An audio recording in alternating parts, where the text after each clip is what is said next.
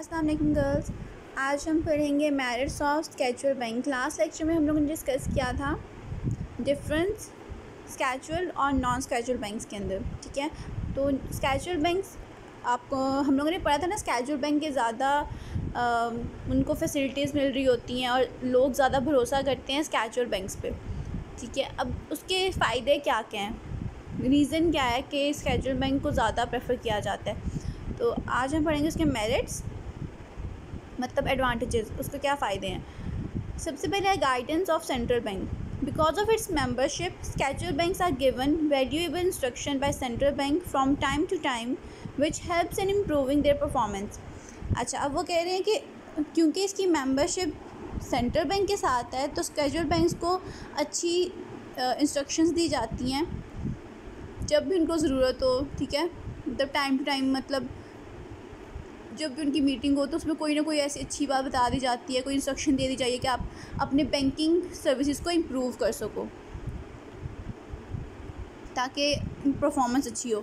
Next है credit facility. Scheduled banks can obtain loan not only from central bank but also from international monetary institutions. अच्छा, वो ये कह रहे हैं कि स्केचुअल बैंक होने का एक ये फ़ायदा भी है कि आपको सेंट्रल बैंक से भी लोन मिल सकता है और अगर आप किसी इंटरनेशनल इंस्टीट्यूशन से लोन लेना चाहो तब भी आप लोन ले सकते हो। Information of capital market. Central bank provides up to date information of capital market to scheduled banks which minimises the chance of loss to these banks. अच्छा, सेंट्रल बैंक, आपको पता है सेंट्रल बैंक के पास पूरे मुल्क की इंफॉर्मेशन होती है, डिफरेंट बैंक्स की, इंस्टीट्यूशंस की। ठीक है, तो कैपिटल मार्केट जहाँ पे नॉर्मली पैसे में डीलिंग हो रही होती है। ठीक है, तो अब कैपिटल मार्केट की सारी इन्फॉर्मेशन सेंट्रल बैंक के पास होती है। तो अगर किसी बैंक को लॉस हो रहा है या कोई मसला चल रहा है तो वो उसको कैपिटल मार्केट की इन्फॉर्मेशन प्रोवाइड कर सकता है कि कैपिटल मार्केट में आजकल ये चल रहा है तो आप लोग ऐसे इन्वेस्ट करके अपने बैंक की परफॉर्मेंस को इंक्रीज़ कर सकते हो ताकि उनको लॉस ना हो। Chances of success. Normally scheduled banks have long life in banking business. अभी हम बताएं स्केचुअल बैंक की लाइफ काफ़ी बड़ी होती है। क्यों? क्योंकि एक तो सेंट्रल बैंक के साथ लिंक्ड है और बैंकिंग बिजनेस एकदम अगर अच्छा चलना स्टार्ट हो जाए तो वो बंद नहीं होगा। या तो अगर स्टार्टिंग में ही सही नहीं चल रहा तो स्टार्टिंग में ही बंद हो जाता है, लेकिन अगर एक दफ़ा चलना स्टार्ट हो जाए तो वो बंद होना पॉसिबल नहीं है अनलेस कि आप खुद उसको बंद करो। अच्छा, नेक्स्ट है because they work under the supervision of central bank and take help from the central bank at the time of need. अच्छा, उसके सक्सेस के चांसेस कितने ज़्यादा क्यों होते हैं? क्योंकि सेंट्रल बैंक उसको गाइड कर रहा होता है, उसकी सुपरविजन के अंडर वो काम कर रहा होता है और अगर जब भी उनको लोन चाहिए होगा, उन्हें हेल्प चाहिए होगा, जो कुछ भी ऐसा इशू हो जाएगा तो वो सेंट्रल बैंक से हेल्प ले सकते हैं।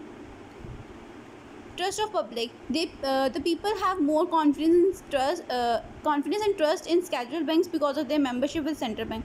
क्योंकि सेंट्रल बैंक के साथ मेंबरशिप है इसलिए लोगों का एतमाद ज़्यादा होता है स्केचुअल बैंक के साथ। नेक्स्ट है rediscounting of bill. Scheduled banks can rediscount their bills from central bank at any time of at the time of need. जब भी उनको ज़रूरत पड़ती है वो अपने बिल्स को रीडिस्काउंट ईजीली सेंट्रल बैंक के साथ करवा सकते हैं। Dealing in foreign exchange. Scheduled banks are allowed to deal in foreign exchange business at limited level. एक लिमिट तक वो फॉरेन एक्सचेंज के साथ बिजनेस कर सकते हैं। ठीक है, सेंट्रल बैंक ने उन्हें अलाउ किया हुआ है। Adviser. Because of their membership scheduled banks can take technical advices from central bank for its routine banking business. अब बैंकिंग बिजनेस की जो रूटीन में चल रहा है उसके लिए वो इंस्ट्रक्शंस दे सकते हैं। ठीक है, एडवाइसेस दे सकते हैं सेंट्रल बैंक से, एक ये फ़ायदा उनको होता है। Lender of last resort. Whenever any scheduled bank faces financial crisis, then these crises can be removed by taking loan from central bank. That is why central bank of any country is considered as the lender of last resort.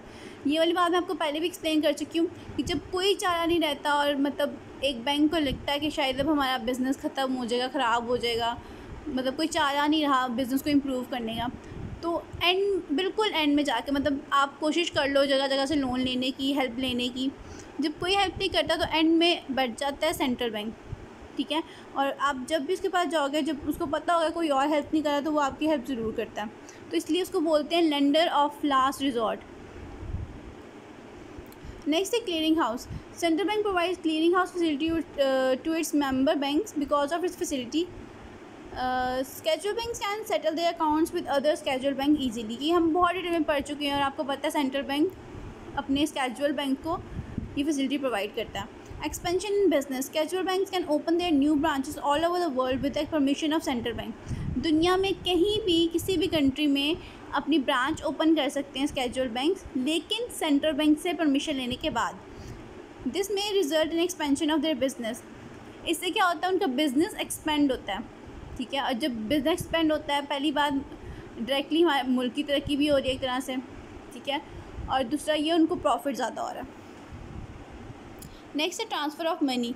Central bank provides necessary facilities to schedule banks for the transfer of money from one place to another. अब central bank क्या करता है, जब for example HBL ने अपने पैसे transfer करने हैं MCB में या फिर अलाइड में या किसी और बैंक में, तो वो डायरेक्टली सेंट्रल बैंक को बोल देगा कि प्लीज़ आप मेरे अकाउंट में से इसके अकाउंट में ट्रांसफ़र कर दो, ठीक है। ये तो थे इसके मेरिट्स। अब नेक्स्ट टॉपिक देखते हैं, procedure of converting a non schedule bank into schedule bank. एक नॉन स्केड्यूल बैंक को स्केड्यूल बैंक बनाने का क्या प्रोसीजर होता है, वो यहाँ पे एक्सप्लेन किया गया है। Central bank has the sole authority to convert non schedule bank into schedule bank. Central bank एक के पास सिर्फ सोल अथॉरिटी मीन सिर्फ जो अथॉरिटी है वो किसके पास है, सेंट्रल बैंक के पास। सेंट्रल बैंक के अलावा कोई भी बैंक आप नॉन स्केड्यूल से स्केड्यूल में नहीं कन्वर्ट हो सकता किसी भी हाल में।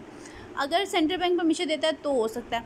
अब यहाँ पे क्या लिखा हुआ है, Whenever a non-scheduled bank wants to change its status, then it is required to submit the following documents according to rules. अगर एक non schedule bank schedule bank बनना चाह रहा है, ठीक है, तो उसको सेंट्रल बैंक की रिक्वायरमेंट्स को पूरा करना पड़ेगा और कुछ डॉक्यूमेंट्स प्रोवाइड करने पड़ेंगे। डॉक्यूमेंट्स कौन कौन से, memorandum of bank, article of bank, audited annual report, ये 3 चीज़ें उसको प्रोवाइड करनी पड़ेंगी।